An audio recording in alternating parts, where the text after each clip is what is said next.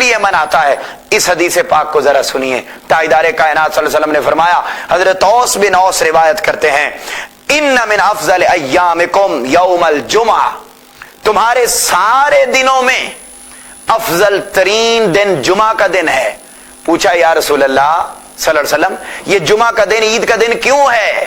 آقا علیہ الصلوۃ والسلام نے فرمایا، فیہ خلق آدم، اس دن کو عید کا دن اس لیے بنایا ہے کہ اس دن حضرت آدم علیہ السلام کی پیدائش ہوئی ہے، آدم علیہ السلام تخلیق کیے گئے۔ معزز ناظرین، جس دن آدم علیہ السلام تخلیق ہوئے ہوں، آدم علیہ السلام کا وجود مسعود دنیا میں آئے، اللہ رب العزت تخلیق فرما دیں، ان کی ولادت کا دن تو عید کا دن ہو جائے، اور وہ مبارک ذات جن کے نور کے سبب آدم علیہ السلام آئے، کائنات کی ساری نعمتیں ملی، ان کا دن عید کا دن نہیں ہو سکتا؟ پھر آقا علیہ الصلوۃ والسلام نے فرمایا فَأَكْثِرُوا عَلَيَّ مِنَ الصَّلَاةِ، چونکہ جمعہ کے دن آدم علیہ السلام کی ولادت ہوئی ہے اور سارے دنوں سے افضل دن ہے۔ اور آقا علیہ الصلوۃ والسلام نے ایک اور مسند احمد بن حنبل میں ارشاد فرمایا، ان یوم الجمعۃ یوم عید، بے شک جمعہ کا دن عید کا دن ہے۔ دو حدیث کو جوڑیے، مسند احمد بن حنبل کی حدیث پاک اور ابو داؤد کی کتاب الصلاۃ حدیث پاک کا نمبر 1047، اللہ رب العزت کے حبیب مکرم صلی اللہ علیہ وسلم فرما رہے ہیں کہ جمعہ کا دن افضل دن بھی ہے، عید کا دن بھی ہے۔ پوچھا یا رسول اللہ افضل اور عید کا دن کیوں ہے؟ آقا علیہ السلام فرما رہے اس دن آدم پیدا ہوئے، تو جس دن آدم علیہ السلام پیدا ہوں اس دن تو عید کا دن بنے، اور جس دن محمد مصطفیٰ صلی اللہ علیہ وسلم تشریف لائیں وہ دن عید کا دن نہ بنے۔ یہ سیاستہ ہے۔ اور پھر آقا علیہ السلام نے فرمایا فاکثروا علی من الصلاۃ، اس دن کو مجھ پر کثرت سے درود پڑھا کرو، فإن صلاتکم معروضۃ علی، تم کائنات میں سے جہاں کہیں بھی ہوتے ہو تو تم درود مجھ پر پڑھو تو تمہارا درود مجھ تک پیش کر دیا جاتا ہے۔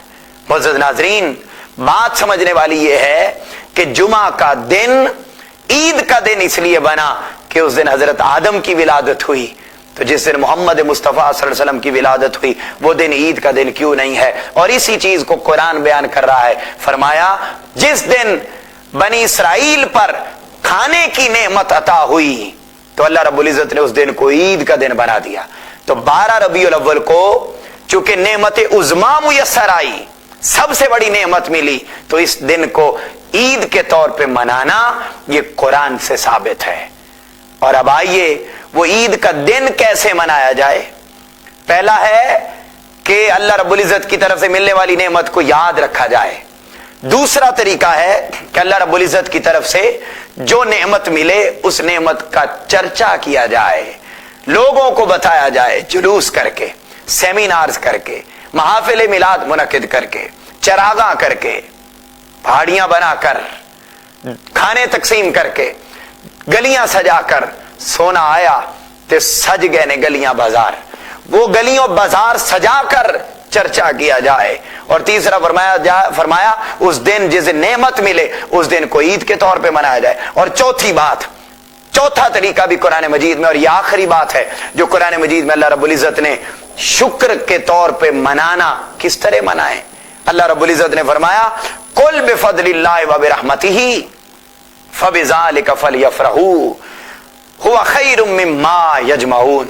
اللہ رب العزت نے فرمایا حبیب مکرم صلی اللہ علیہ وآلہ وسلم اپنے امتیوں کو بتا دیں، فرما دیں کہ تمہارے اوپر اللہ کی طرف سے کوئی فضل آ جائے، اللہ کی طرف سے تمہارے اوپر کوئی رحمت